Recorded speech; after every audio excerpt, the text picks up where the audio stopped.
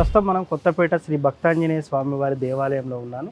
So ఇక్కడ దేవాలయానికి చాలా విశిష్టత అయితే ఉంది. సో 30 సంవత్సరాల కిందట స్వయంభూ వెలిసినటువంటి హనుమంతుల వారు.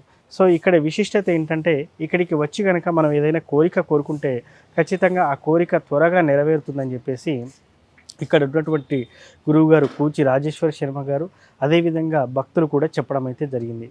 ఇంతకీ ఈ దేవాలయం లోపల ఎలా ఉంటుంది, ముఖ్యంగా ఈ విశాలంగా హైదరాబాద్లో ఇంతటి విశాలమైన దేవాలయం సో మనం ఇక్కడ చూస్తే అర్థమవుతుంది. ఒకసారి మనం అయితే లోపలికి వెళ్దాం. లోపలికి వెళ్ళి దేవాలయం స్వామివారిని అదేవిధంగా ఇక్కడ 14 ప్రదక్షిణలు చేసి ముడుపు కడితే ఆ కోరిక కూడా తీరుతుంది అంటున్నారు. అసలు ఆ ముడుపు కూడా ఎలా కట్టాలనేది కూడా మనం చూద్దాం. సో ముఖ్యంగా ఇప్పుడు మనం చూస్తూ ఉన్నాం రావి చెట్టు. ఈ రావి చెట్టుకి చాలా విశిష్టత ఉంది. ముఖ్యంగా టెంపుల్లో 14 ప్రదక్షిణలు చేసి ఇక్కడికి వచ్చి ఈ రాగి చెట్టు చుట్టూ మళ్ళీ ప్రదక్షిణ చేసి ఇక్కడ ముడుపు కడితే కనుక ఖచ్చితంగా కోరిక తీరుతుందని చెప్పేసి మన కూచి రాజేశ్వర శర్మ గారు అయితే చెప్తున్నారు. సో ఇక్కడ మనం చూస్తూ ఉన్నాం నవనాగులు కూడా ఇక్కడ మనకు కనిపిస్తున్నారు. ఎటువంటి దోషాలు ఉన్నా ఏది ఉన్నా కూడా ఇక్కడ ఈ ముడుపు కడితే ఖచ్చితంగా తీరుతుందని చెప్పేసి గురువు గారు చెప్పడం అయితే జరుగుతుంది. అదేవిధంగా ఇక్కడ గత కొన్ని రోజులుగా భక్తులు విశ్వాసంగా కూడా నమ్మి ముడుపునైతే కట్టడం కూడా జరుగుతుంది. ఈ గుడిలో విశేషంగా ఇంకొక విషయం ఏంటంటే ఎవరైతే ముఖ్యంగా సంతానం కానటువంటి వారు ఉన్నారో వారికి విశేషంగా మాస శివరాత్రి రోజున ఒక ప్రత్యేకమైన నక్షత్రంలో ఇక్కడ సంతాన పాశుపతాలు అయితే నిర్వహించడం అయితే జరుగుతూ ఉంది. సో మనకు గురువు గారు అయితే కొన్ని సందర్భాల్లో చెప్పున్నారు. సో అది కూడా ఇక్కడనే నిర్వహించబోతున్నది. ఇక్కడ మనం చూస్తూ ఉన్నాం ఈ ప్రదేశంలోనే ఈ ఆలయంలోనే ఈ ప్రదేశంలోనే మనకి సంతాన పాశుపతాలు కూడా నిర్వహించడం అయితే జరుగుతుంది. ముఖ్యంగా ఈ దేవాలయానికి చాలా అంటే చాలా విశిష్టత ఉంది. దాదాపు గురువు గారు ఇప్పటి వరకు ఒక 90 జంటలకి సంతాన పాశుపతాన్ని అయితే నిర్వహించారు. దాంట్లో 85 మెంబర్స్కి సంతానం కుదిరిందని స్వయంగా గురువు గారే తన ఇంటర్వ్యూలో అయితే చెప్పడం అయితే జరిగింది. ముఖ్యంగా ఈ దేవాలయానికి ఎంతో విశిష్టత ఉంది. స్వయంభూ వెలిసినటువంటి ఈ హనుమంతుల వారికి గత 30 సంవత్సరాలుగా శ్రీ కూచి రాజేశ్వర శర్మ గారు అయితే స్వామివారి సేవలో అయితే ఉన్నారు.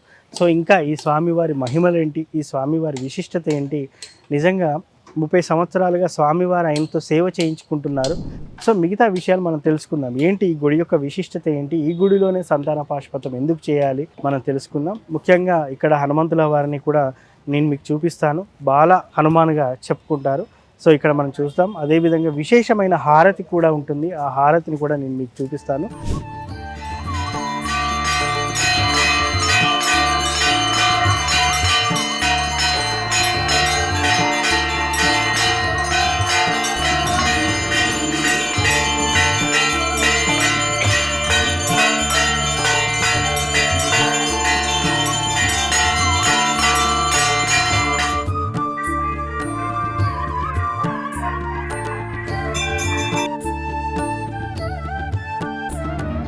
నమస్కారం గురువు గారు.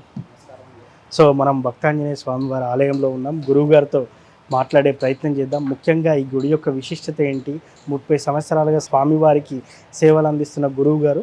సో ఆ స్వామివారి మహిమలు ఏంటో మనం తెలుసుకుందాం. ఆ స్వామివారి మహిమల గురించి మాకు కూడా చెప్పండి. ఇక్కడ చాలామంది ముడుపులు కూడా కడుతున్నారు. సో విశేషంగా 14 ప్రదక్షిణాలు అని చెప్తున్నారు. అసలు ఆ విశేషాలు ఏంటో ఒకసారి తెలుసుకుందాం. స్వామివారు స్వయంభూగా వెలిసి 120 సంవత్సరాల పైన అయింది అనేది శాస్త్ర సమ్మతం. అంటే కలిపరాజయం అనేటటువంటి పుస్తకం లోపల ఈ ప్రమాణం ఉందండి. మనకు కర్మన్ ఘాట్ ధ్యానాంజనేయ స్వామి, తాడ్బంద వీరాంజనేయ స్వామి, కొత్తపేట భక్తాంజనేయ స్వామి 3 కూడా ఏకకాలంలో వెలిసినట్టుగా మనకు దాశరథి రంగాచార్యులు రాసిన కలిపరాజయం అనే పుస్తకంలో మనకు తెలుస్తుంది. నేను 1992లో వచ్చాను ఇక్కడికి. ఓకే.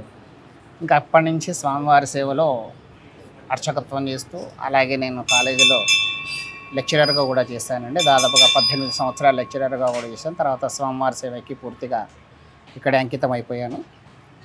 ఇక్కడ విశేషం ఏంటంటే 14 రోజులు 14 ప్రదక్షిణాలు అనేటువంటి ఒక నియమము, అలాగే 14 ప్రదక్షిణాలు చేసిన తర్వాత ముడుపు కట్టడం అనేటువంటిది ఒక ప్రత్యేకమైనటువంటి ఈ క్షేత్రానికి ఉన్నటువంటి గొప్ప మహత్వం. అయితే ఎవరైనా సరే ఏదైనా కోరిక ఉన్నప్పుడు ముడుపు ఇక్కడ మేము అన్ని ఏర్పాటు చేస్తాము. వాళ్ళు వచ్చి 14 రోజులు 14 ప్రదక్షిణలు ఖచ్చితంగా 14 రోజులు రావాలి. అంటే కొంతమందికి దూరం నుంచి వచ్చేటువంటి వాళ్ళకి వీళ్ళు ఉన్నప్పుడు వాళ్ళు ఏం చేస్తారు అని అంటే శుక్రవారం నాడు పొద్దున్నే వచ్చి 108 ప్రదక్షిణాలు చేస్తారు. శనివారం నాడు స్వామివారికి ఏదైనా సేవ చేయించుకుంటారు. లేదా మంగళవారం నాడు విశేషం కాబట్టి సోమవారం నాడు వచ్చి సోమవారం నాడు ప్రదక్షిణలు చేసిన తర్వాత స్వామివారికి ఏదైనా సేవ చేయించుకుంటారు. 14 రోజులు రాగలిగేటటువంటి వాళ్ళు 14 రోజుల నియమాన్ని పాటిస్తూ 14 ప్రదక్షిణాలు అనేటువంటిది వాళ్ళు నిర్వహిస్తూ ఉంటారు. సో ఈ 14 ప్రదక్షిణాలు అనేది ఇక్కడ చాలా విశేషమైనటువంటిది. అలాగే దేవాలయంలో చాలా విశేష కార్యక్రమాలు అవన్నీ కూడా నిర్వహిస్తూ ఉంటాము. దాదాపుగా 2016 సంవత్సరం నుంచి ప్రత్యేకంగా సంతాన పాశుపతాలు నిర్వహిస్తూ వస్తున్నాము. ప్రతి సంవత్సరం కూడా సీతారామచంద్రస్వామి వారి కళ్యాణం చాలా అద్భుతంగా నిర్వహించడం జరుగుతుంది కన్నుల పండుగగా. ఇక హనుమత్ జయంతి విశేషాలు 2, హనుమత్ విజయోత్సవం, హనుమత్ జయంతి ఇవి 2 కూడా చాలా పెద్ద ఎత్తున నిర్వహిస్తూ ఉంటాము. చాలా విశాలమైనటువంటి ప్రాంగణం కాబట్టి చాలామంది వస్తూ ఉంటారు. తర్వాత మన దేవాలయానికి దేశ విదేశాల్లో నుంచి కూడా చాలామంది డివోటీస్ ఉన్నారు. వాళ్ళు విశేషాలన్నీ దేవాలయానికి సంబంధించిన విశేషాలన్నీ కూడా వాళ్ళకు తెలుసు. ముఖ్యంగా ఇక్కడ ప్రతి ప్రదక్షిణకి ఒక విలువ అన్నట్టుగా భావించాలి. అంటే ఇది ఒక గురువు గారు. అంటే నేను ఎప్పుడూ గర్భాలయంలో ప్రదోషకాల పూజ చేస్తున్నప్పుడు నరసాపురం అనే గ్రామం నుంచి వచ్చినటువంటి ఒక గురువారు, ఆయన అదే మొదటిసారి అదే ఆఖరిసారి ఆయన చూడండి నేను. ఆయన వచ్చినప్పుడు ఆయన 14 రోజులు 14 ప్రదక్షిణలు అనే నియమాన్ని ఇక్కడ ప్రవేశపెడితే బాగుంటుంది అని చెప్పేసి ఆయన 1992, 94 ప్రాంతంలో నేను వచ్చిన కొత్తలో అప్పటి నుంచి కూడా 14 రోజులు 14 ప్రదక్షిణాలు అనే నియమం పెట్టాము. చాలామంది చాలా రకాలైనటువంటి కోరికలతో ఇక్కడికి వస్తూ ఉంటారు. వాళ్ళందరికీ కూడా ఈ నియమం వర్తించి చాలా అద్భుతమైనటువంటి ఫలితాలను పొందారండి. ఎస్, ఇక్కడ ముఖ్యంగా ఈ దేవాలయంలోనే సంతాన పాశుపతాలు నిర్వహించడానికి గల కారణం ఏంటి? ముఖ్యంగా చాలామంది అనుకుంటూ ఉన్నారు సంతాన పాశుపతం ద్వారా నిజంగానే సంతానం కలుగుతుందని. మీరేం చెప్తారు అసలు? ఈ దేవాలయంలోనే ఇది ఒక ప్రత్యేకమైనటువంటి స్థానం అండి. ఇది క్షేత్ర మహత్యం అనేది ఒకటి ఉంటుంది. ఇది స్వామివారు స్వయంగా వెలిసారు కాబట్టి క్షేత్రానికి ఒక గొప్ప మహత్యం ఉంది అని చెప్పుకోవచ్చు. ఎంతోమంది జీవితాలు ఉదాహరణలు ఉన్నాయి దానికన్నా ముందుగా నాకు నేనే చెప్పుకోవచ్చు. నేను ఇక్కడికి వచ్చిన తర్వాతే నాకు ఉన్నత విద్య కానివ్వండి, ఇతరత్ర అన్ని జీవితం అనేది అడుగడుగున అంచెలంచెలుగా పైకి ఎదగడం అనేది ఈ స్వామివారి సన్నిధిలోనే జరిగింది. 2016లో సంతాన పాశుపతం సామూహికంగా చేయడానికి ముందు ఒకరికి సంతాన పాశుపతం గురించి నేను తెలుసుకున్న తర్వాత చేస్తున్నప్పుడు వాళ్ళకి దేవాలయంలో చేసిన తర్వాత మంచి ఫలం దక్కింది. దాని తర్వాత నుంచి నేను సంతాన పాశుపతం ఇక్కడే కంటిన్యూ చేస్తున్నాను. ఎస్.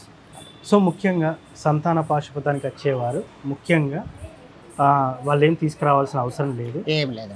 సో డైరెక్ట్ వచ్చి ఇక్కడ పూజ దేవాలయానికి రావాలి. 9 గంటల వరకు వచ్చేసేస్తే మనకు దాదాపు ఒక 3 గంటల కార్యక్రమం ఉంటుంది. ఆ కార్యక్రమం అయిపోయిన తర్వాత వాళ్ళు ఇక్కడే భోజనం అది ఏర్పాటు చేస్తాం. దూరం నుంచి వచ్చే వాళ్ళు ఉంటారు కాబట్టి ఆ సౌకర్యాన్ని కూడా మనం. సో ఇప్పుడు జూలైలో ఎప్పుడు ఏర్పాటు చేయబోతున్నారు?